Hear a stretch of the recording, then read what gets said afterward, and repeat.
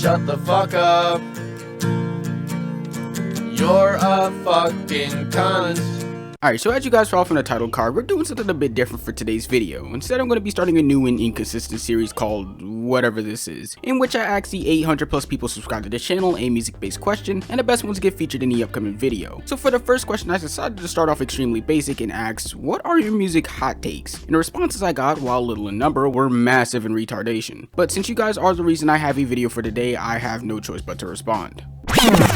See? Told you this shit was gonna get stupid. Alright, so the main man Dreamy here said that Jennifer Lopez and Shakira had the best halftime performances, even better than Michael Jackson or Prince. And to that I say, while the Super Bowl 54 halftime show was the only time I ever actually paid attention to the event, and it's definitely top 5, I could say that without a doubt that if you thought that a little bit of booty shaking, hip gyrating Latin representation was gonna beat this shit right here, you need to wake up from the simulation. I mean, just going back and watching both Prince and Michael's performances, while the eccentrics weren't as strong as they are now in the halftime shows, I feel like they brought more than enough energy with just their stage presence alone. And don't get me wrong, the J-Lo and Shakira show was cool. I mean, we had some J Balvin, some Bad Bunny, and just overall Latin pop vibes that definitely pissed off thousands of 40-year-old white guys. But at the same time, this nigga Michael Jackson just looked left and the crowd went wild. While that shit was obviously lip-synced, I think even a blind and deaf dude would have caught that. Let's not forget a dude literally passed out just looking at Mike. So that's a spicy take, but I'll have to disagree with that one, my boy.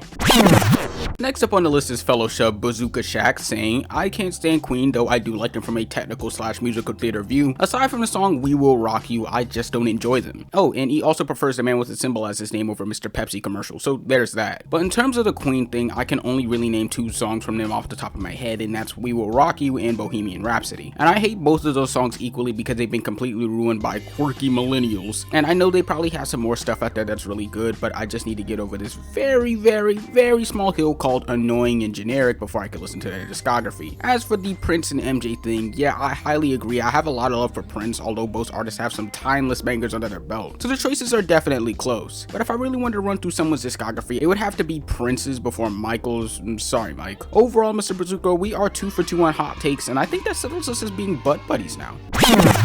Alright, so for the third response I got was from Mr. DJ Shenanigans saying how Drake is overrated, Kanye should have never started rapping, and Black Thought should be in everyone's top 5. Now, I'm just going to answer the most obvious one first, and that's that Drake is obviously overrated. I feel like that shouldn't even need to be said after the pile of doo-doos he's put out these past couple of years. Mainly because he's hit the top of the totem pole and he has nothing else up his sleeve musically. But as for the Kanye take, I have to heavily disagree. Like, my boy, you're this close from being banned from commenting ever again. I mean, yes, I feel like it could be widely agreed that Kanye has slipped a lot these past couple of years musically, really not holding up to the same way he did before 2016. But at the same time, if Kanye would have stayed as a producer, just think about all of the bangers we wouldn't have gotten. Yeezus, My Beautiful Dark Twisted Fantasy, and Graduation. I mean, while the opinions of Kanye might be wishy-washy nowadays, you can't deny the fact that Kanye has made some genre-elevating music. And as for the Black Thought take, I mean, he might be in yours, but I don't know, man. My top 5 is Wayne, Kendrick, Jay-Z, Andre 3000, and Crazy Frog. But whatever floats your boat. Overall, DJ, you are 1 for 3 from me, making this more of a disagree than anything else.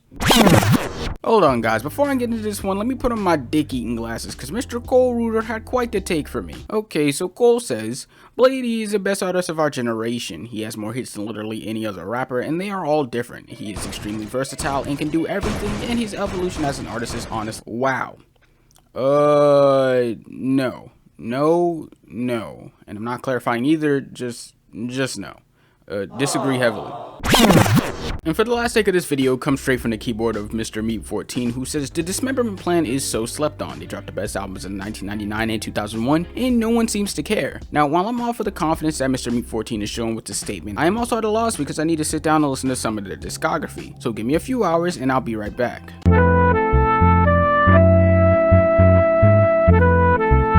Okay, so I'm back after listening to both of their projects that came out in 1999 and 2001, and I honestly think they're pretty alright. I especially like the album Emergency and I, having this very wild and angst energy that I do enjoy, hitting hard into that alternative scene that I feel like a lot more people should check out. But I guess the only issue that comes with this is the competition, obviously. I mean, while their music was good, I mean, it was pretty on par for late 90s, early 2000s alternative rock. There was the other issue of alternative or rock bands from that era, such as Blink-182, Godsmack, and Limp Bizkit, for a lack of better choices. But as you said, the Dismemberment Plan is pretty slept on, but for what it's words, it's the fact that they are underrated that makes their music better to listen to, because only you can truly understand it. Overall, I 1000% agree with you, Mr. Meat14, and I hope to see you again on another video. But yeah, that's just going to be the rundown of the series. I feel like I need to be more active with the community I've grown, no matter how small it may be. So if you like this video and want to see more of this in the future, go ahead and like and subscribe to the channel. Make sure to follow my IG and Twitter, and follow the artist as well if you like the illustrations. And on that note, I'll see you on Friday when I give you 5 reasons you should start running.